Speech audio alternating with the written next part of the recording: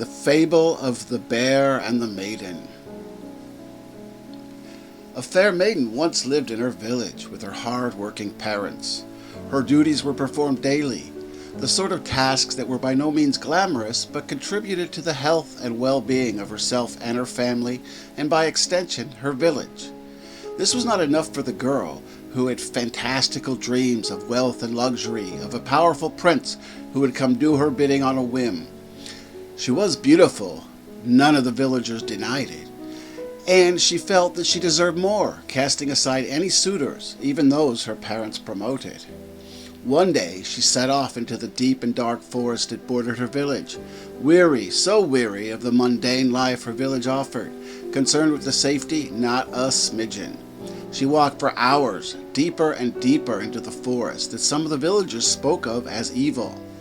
Yes, it's true that she wore a red bikini, but the AI got confused and sometimes the coloring was to be different.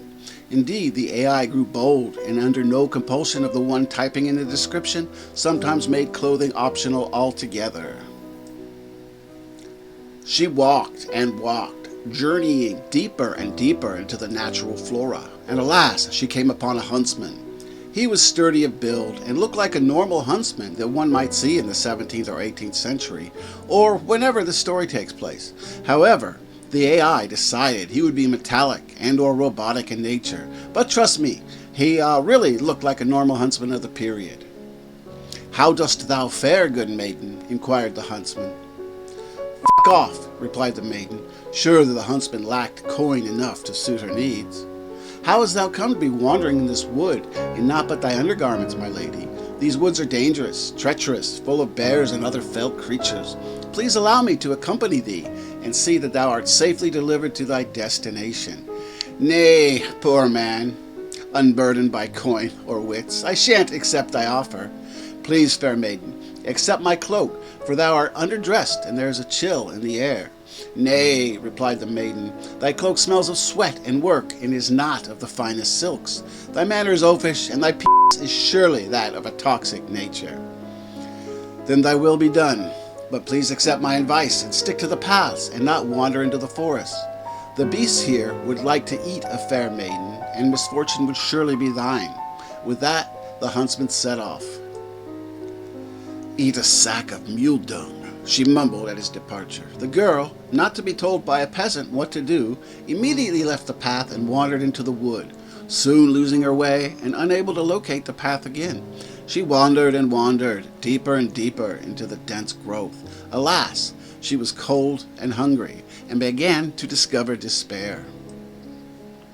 It was then that she encountered the bear. The beast was huge and ferocious, but she did not show fear. Other maidens from her village, with the same amount of wits as she, had always said it was better to encounter a bear than a man, and she took those words to be true. "Large beast, I accept thee as my traveling companion," she said, and approached. The bear merely growled, as he had never learned the English language, leaving the maiden confused. "If thou wilt not speak to me, I will prove myself to be a true friend." With that, she approached the bear, and began to rub his ears, and pet his soft fur. It is hard to say what went through the bear's mind at this point, because his internal monologue was in growl, not any language known to man. But it appeared he did not presently consider her a threat, and allowed her touch. She soon embraced the bear, as his coat warmed her. The maiden just knew in her heart that she should trust the creature, and was even able to forage some food from between his teeth and claws. There were some berries, and flesh, and a lot of dirt, some fecal matter, and she knew not what else, but she was satiated, and warm, and content. The bear allowed her to stay that evening, and she stuck close for warmth, and all was good. However, the next morning, the bear was hungry, so he ate the maiden.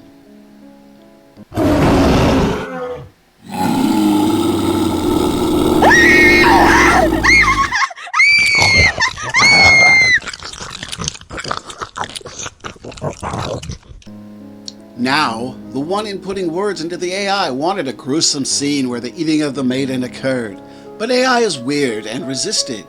When pressed for violence, the AI thought it was completely normal to show the maiden and the bear in a relationship reserved for those in lust and of the same species.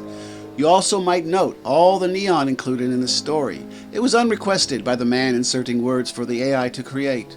As stated previously, AI is weird. Thanks for watching and listening.